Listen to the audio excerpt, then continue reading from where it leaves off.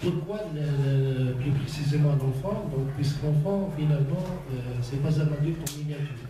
Donc, il a ses particularités, donc il a ses aspects particuliers concernant donc, son anatomie. Donc, les particularités de l'anesthésie pédiatrique sont deux ordres. Le premier, il est lié à l'enfant lui-même, avec tous ses aspects particuliers. Et le deuxième est en rapport avec les techniques anesthésiques particulières à l'enfant et bien sûr le matériel qui doit être adapté à l'enfant. Donc la prise en charge de l'enfant en anesthésie nécessite des connaissances spécifiques particulières concernant les aspects particuliers de l'enfant, nécessite la maîtrise de certaines techniques anesthésiques spécifiques à l'enfant et nécessite vraiment un matériel adapté à l'enfant. L'anesthésie pédiatrique, c'est une situation à risque. Donc, il y a un risque d'avoir des complications péri-opératoires et qui peut aboutir, bien sûr, à l'augmentation de la mortalité et la morbidité péri-opératoire. Une étude faite en 2000 qui a cherché les causes des arrêts cardiaques au péri-opératoire, ils ont incriminé l'équipement dans 7% des cas. Donc, le matériel qui n'est pas adapté dans 7% des cas. Ils ont incriminé certains agents anesthésiques qui procurent une instabilité hémodynamique comme l'utilisation souvent de l'allopathe, comme cause de l'arrêt cardiaque dans 37% des cas. Bien sûr, il existe plusieurs facteurs de risque d'avoir des complications péri-opératoires. Donc, j'insiste sur deux facteurs qui sont vraiment importants concernant l'anesthésie pédiatrique. Le premier, c'est l'âge de l'enfant. Et l'enfant de moins d'une année, il cause vraiment un problème anesthésique, puisque l'enfant de moins d'une année, il est fragile, il est vulnérable à tout épisode hypoxique, donc avec un risque d'avoir des complications respiratoires péri-opératoires multipliées x 10. Et le deuxième facteur qui intervient dans la survenue des complications péri-opératoires en anesthésie pédiatrique, c'est la pratique occasionnelle de l'anesthésie pédiatrique par l'équipe anesthésique. Donc, la pratique de l'anesthésie pédiatrique nécessite vraiment une équipe expérimentée qui travaille avec l'enfant chaque jour. Bien sûr, d'autres facteurs sont incriminés, comme l'urgence, comme les patients ASA 3 et ASA 4, et même en ce qui concerne la durée de l'intervention, parce que les demandants, elle expose au risque de complications péri-opératoires. Depuis l'amélioration des connaissances spécifiques concernant l'enfant et depuis l'amélioration et la maîtrise des techniques anesthésiques et depuis l'amélioration par rapport à l'équipement et par rapport au matériel indispensable pour réaliser une anesthésie pédiatrique, la mortalité en anesthésie pédiatrique elle est vraiment diminuée. Donc, concernant la connaissance spécifique particulière de l'enfant, on doit connaître tous les aspects particuliers de l'enfant pour réaliser une anesthésie pédiatrique sécurisée. En ce qui concerne les variations physiologiques de l'enfant, donc il est important de connaître les paramètres anthropométriques, donc la taille, le poids, le périmètre crânien, la surface corporelle. C'est juste pour bien sûr calculer les doses des produits anesthésiques, pour réaliser un remplissage vasculaire, pour réaliser une transfusion, etc. Bien sûr concernant les paramètres anthropométriques, ils sont variables en fonction de l'âge de l'enfant et en fonction de son développement staturo-pondéral. Concernant la thermorégulation, bien sûr, l'enfant, et surtout l'enfant de moins d'une année, il est sujet à l'hypothermie. À cause de plusieurs facteurs, on note surtout la thermogenèse qui n'est pas frissonnante. Donc, bien sûr, le derme et la graisse subcutanéenne, elle est vraiment fragile, donc l'épaisseur est vraiment faible. Et en ce qui concerne le rapport surface cutanée sur le poids, il est vraiment important puisque la tête elle est volumineuse, elle dépasse 20% du poids du corps. On peut ajouter plusieurs facteurs, surtout l'évaporation opératoire, elle est vraiment importante chez l'enfant. Et lorsqu'on utilise des drogues anesthésiques avec l'effet vasodilatateur des drogues, il va y avoir une perte de la chaleur importante et tout ça, il va amener à l'hypothermie. Donc, il faut toujours penser à prévenir l'hypothermie chez l'enfant de moins d'une année, puisque l'hypothermie elle est néfaste, elle peut exposer aux complications cardiovasculaires et respiratoires. Et donc, on insiste toujours sur la prévention de l'hypothermie et toujours, il faut monitorer la température interopératoire. En ce qui concerne les particularités respiratoires, anatomiques et physiologiques, concernant les particularités anatomiques de l'enfant, bien sûr, l'enfant a une grosse tête, un cou court, donc une macroglossie, et ça va exposer le malade à l'intubation difficile. Toujours, l'intubation est prévue difficile chez l'enfant, et pour éviter l'intubation difficile, il faut insister sur la position de la tête. Donc, il faut mettre toujours la tête en position neutre pour, soi-disant, minimiser le risque d'avoir une intubation difficile. L'enfant, jusqu'à l'âge de 6 mois, il respire exclusivement par son nez. Et il faut mettre que la voie, la filière nasale, elle est vraiment fragile, elle est vraiment étroite, donc il faut faire attention à ça. La glande, ou bien la région subglottique, elle est vraiment étroite par rapport à l'étrécissement clicoridien, donc il faut toujours adapter la sonde d'intubation, puisque si on utilise des grosses sondes d'intubation, il va y avoir un risque d'avoir un œdème et un risque d'avoir une sténose post-traumatique. Bien sûr, en ce qui concerne le nouveau-né et le petit nourrisson, la trachée de nouveau-né, elle est vraiment courte, elle est de l'ordre de 4 cm, donc il y a toujours le risque d'avoir une extubation accidentelle et il y a un risque d'avoir une intubation sélective. Bien sûr, en ce qui concerne le larynx de l'enfant, il est vraiment réflexogène. Et le réflexe laryngé chez l'adulte, il se manifeste par la présence du tout à l'intubation. Par contre, l'enfant, il manifeste ce réflexe laryngé par un spasme. Donc, il peut présenter un anévrospasme. En ce qui concerne la physiologie respiratoire de l'enfant, bien sûr, le volume collant de l'enfant est vraiment faible, avec un espacement vraiment important. Donc, ça nécessite un matériel de ventilation au niveau du bloc opératoire vraiment adapté à l'enfant. Chez le nouveau-né et le nourrisson de moins de 3 mois, il présente toujours une immaturité diaphragmatique. Et cette immaturité diaphragmatique, elle expose l'enfant de moins de 3 mois à la fatigabilité en ventilation spontanée. Donc, il faut toujours intuber le nouveau-né et le nourrisson de moins de 3 mois et le ventiler en ventilation assistée. La CRF, la capacité résiduelle fonctionnelle de l'enfant, elle est vraiment faible, avec un volume de fermeture qui est vraiment élevé. Donc, les réserves en oxygène sont faibles, donc il y a un risque d'avoir une hypoxie précoce après l'installation de la clé. En ce qui concerne les particularités cardiovasculaires, bien sûr, le myocarde de l'enfant est immature jusqu'à l'âge d'une année. Donc, avec une contractilité faible, avec un volume d'éjection systolique bas.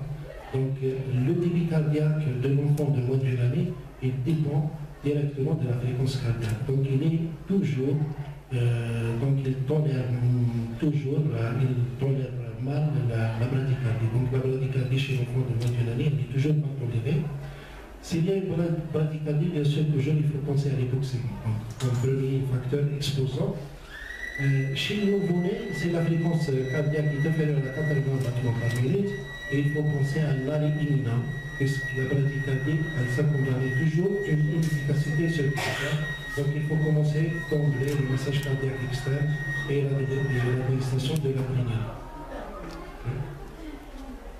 Le système parasympathique de nourrisson est vraiment important et avec un système sympathique, donc faible, le système parasympathique est élevé. Donc il est toujours préférable de préparer d'un vagolytique, d'un parasympatholytique, des entropie, en préopératoire, afin de l'utiliser en préopératoire s'il y a une bradycardie réflexe.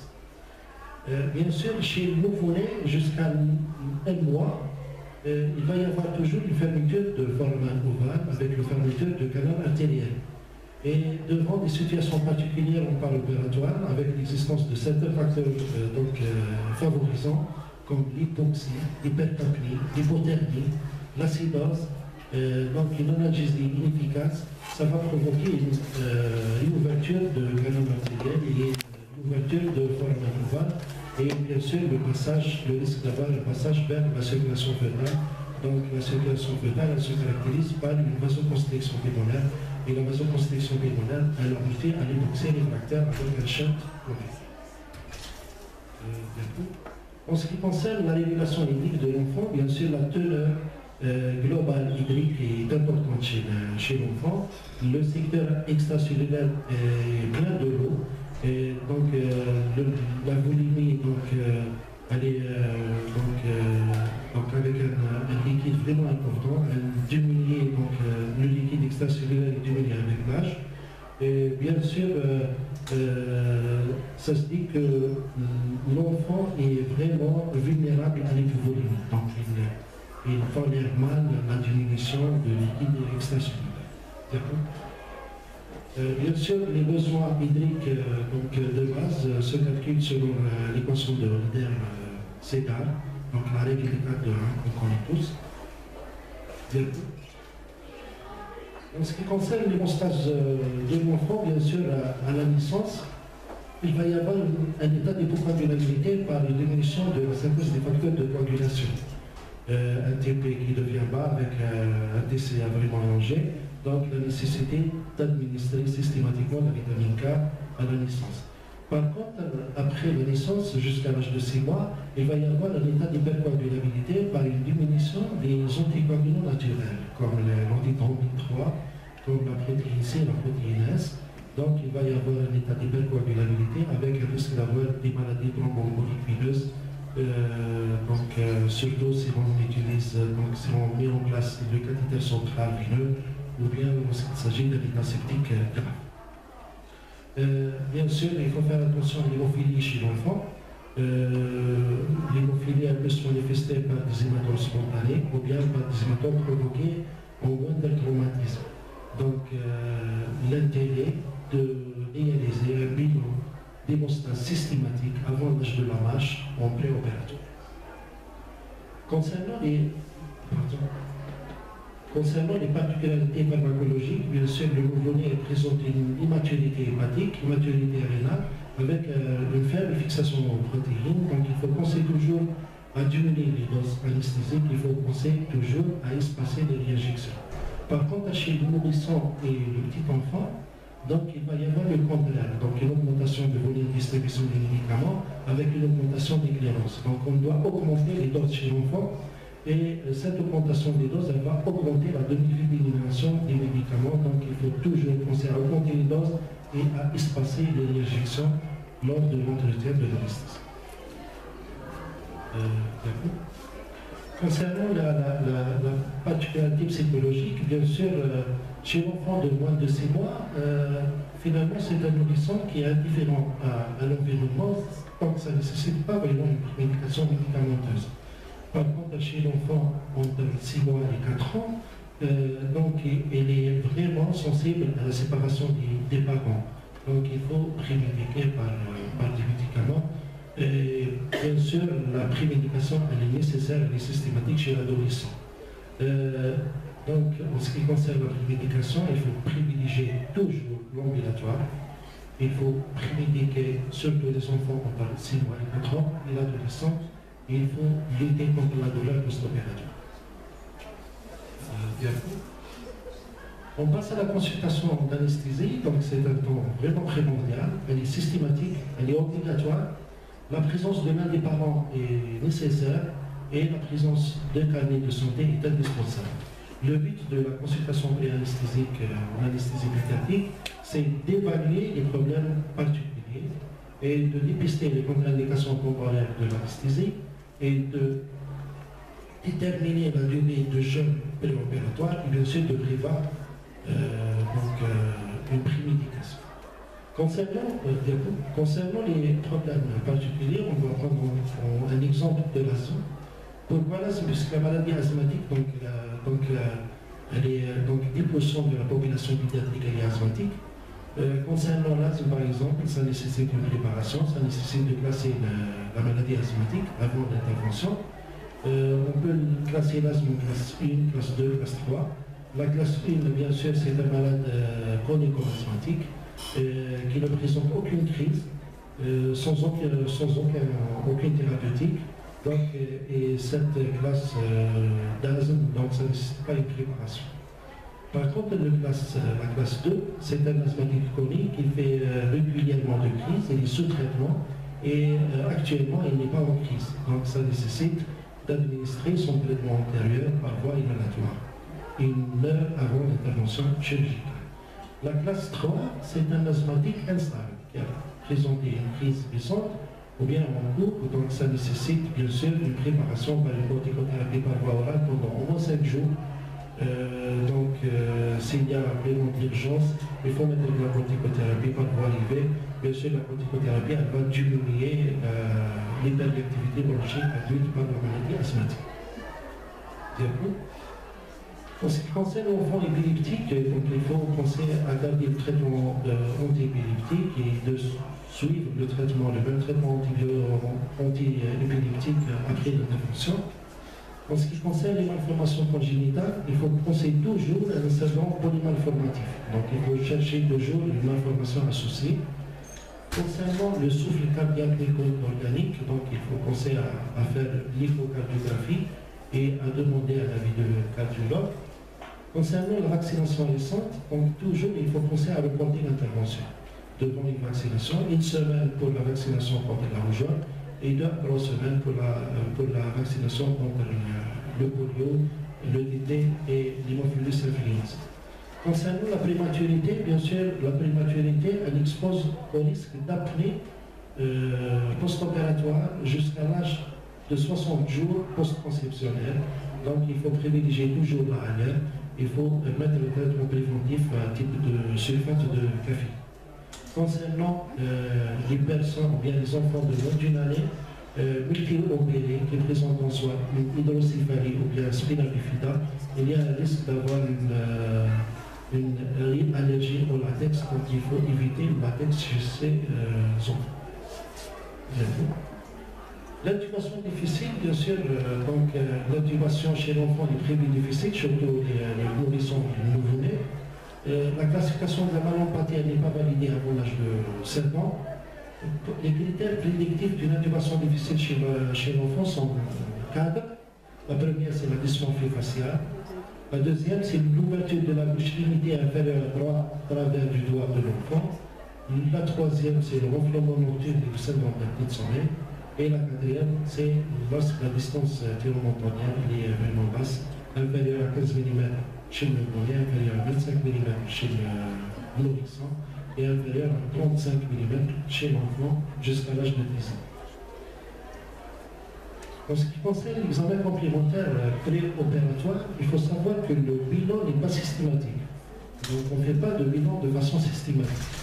On fait un bilan d'hémostase systématique avant l'âge de la marche pour détecter soi-disant des troubles d'hémostase en rapport à l'hémophilie. On peut faire un bilan d'hémostase systématique si on voulait faire une ALR périmédulaire ou bien si la chirurgie elle est vraiment hémorragique, donc elle est vraiment majeure. Sinon, le bilan systématique n'existe pas. Au-delà de l'âge de la marche, l'examen complémentaire est orienté en fonction de l'interrogatoire ou en fonction de l'examen clinique. Bien que le nouveau-né, il nécessite toujours un bilan préopératoire systématique et complet. Bien sûr, le deuxième but de la consultation pré-anesthésique, c'est de dépister les contre-indications temporaires à l'anesthésie. Et le sujet à polémique, c'est toujours les infections des voies aériennes. Parce que devant une infection des voies aériennes, donc on doit reporter toujours le malade, l'enfant, ou non. Bien sûr, en ce qui concerne les 4 indications de report, sont la fièvre supérieure à 38 degrés Celsius, l'infection des voies aériennes inférieures avec des sibilants, la présence d'une rhinorrhée purulente, Et lorsqu'il s'agit d'un enfant de moins d'une année ayant besoin d'une intubation, bien sûr, un seul. La durée de repos, bien sûr, en ce qui concerne les infections du voie aérienne supérieure cérébrale, donc on doit reporter pendant 2 semaines. Et en ce qui concerne les infections du voie aérienne inférieure, on doit reporter 4 semaines. Mais il faut se méfier de l'hyperactivité bronchique induite par l'infection. Donc l'hyperactivité bronchique induite par l'infection est persistée jusqu'à 6 semaines après l'infection.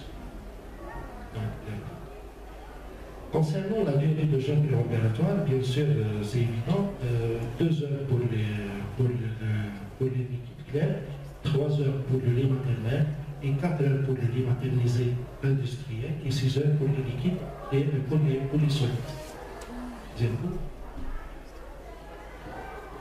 Le 4e objectif de la consultation préanesthésique, c'est de prévoir une prémédication. Bien sûr, la prémédication, elle est inutile avant l'âge de 6 mois, puisque l'enfant finalement ne réagit pas avec l'environnement. Entre 6 et 4 mois, elle est vraiment souhaitable, puisqu'il y a vraiment une sensibilité vis-à-vis de la séparation des parents. Chez les adolescents, elle est vraiment nécessaire. Et bien sûr, en ce qui concerne les produits à utiliser, on peut utiliser tous les produits qui sont disponibles pour avoir une prémédication. Il faut savoir que la voie hygiène chez l'enfant est proscrite. Donc on peut utiliser le Bazola, chez l'enfant de plus de 3 mois.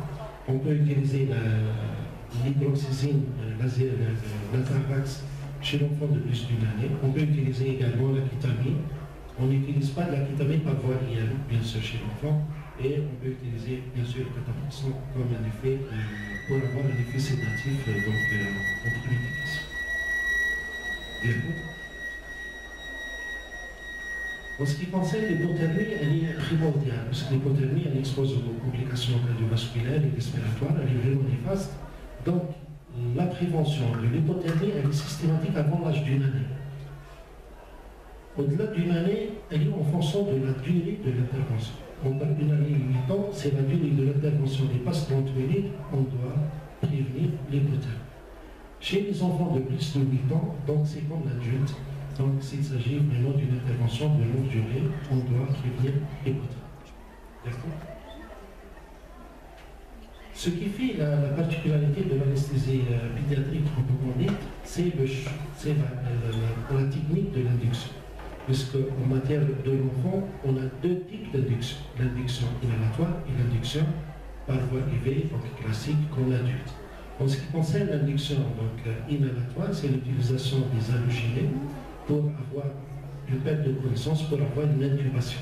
Donc c'est une technique vraiment adaptée à l'enfant de moins de 6 ans, lorsqu'il ne dispose pas d'une voie veineuse, avec une phobie de piqûre.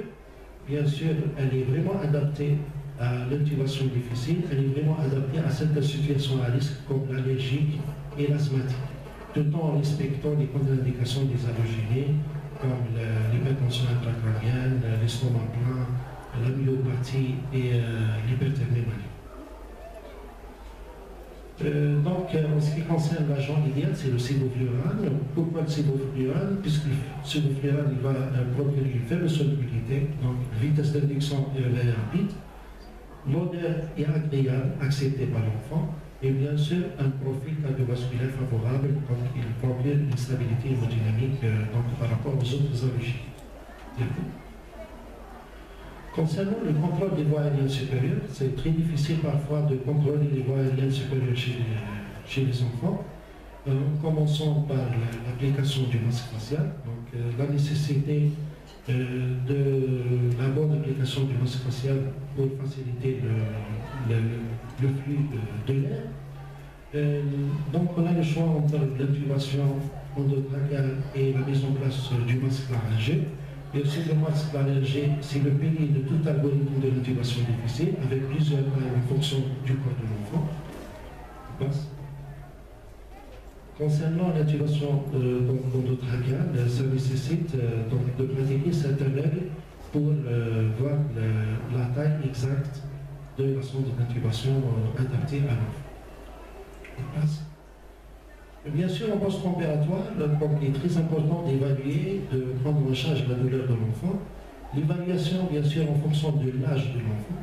On utilise en général des échelles d'auto-évaluation chez les enfants de plus de 6 ans, qui sont opérants, qui sont conscients et communicants. Par contre, on utilise des échelles d'évaluation, donc d'hétéro-évaluation chez les enfants moins de 6 ans, non opérants et non communicants. En général, les échelles d'auto-évaluation utilisent les bras et les échelles d'auto-évaluation utilisent l'Ivondol ou bien l'OPS simplifié ou modifié. Bien sûr, l'analgésie multimodale doit être commencée au bloc opératoire. On peut utiliser plusieurs protocoles concernant l'analgésie post-opératoire chez l'enfant en fonction de la chirurgie. C'est la chirurgie à des mineurs, donc on peut utiliser la ANR, comme la caudale périmédulale, comme les blocs périphériques, le bloc ilo-inguinal, pénien, le bloc paraombilical, pédondal, etc. On peut utiliser donc les paliers d'OMS, donc le palier 1, le palier 2, le palier 3, en fonction de la sévérité et l'intensité de la douleur. Concernant la chirurgie intermédiaire, on prend l'exemple de la métallectomie, donc l'indication de la corticothérapie, le paracétamol, de la morphine, donc c'est une analgésie vraiment multimodale. Il faut noter que les ANS sont contre-indiqués. En ce qui concerne la chirurgie majeure, on peut utiliser surtout l'anesthésie locale avec des cathéters de réinjection. On peut utiliser de la morphine,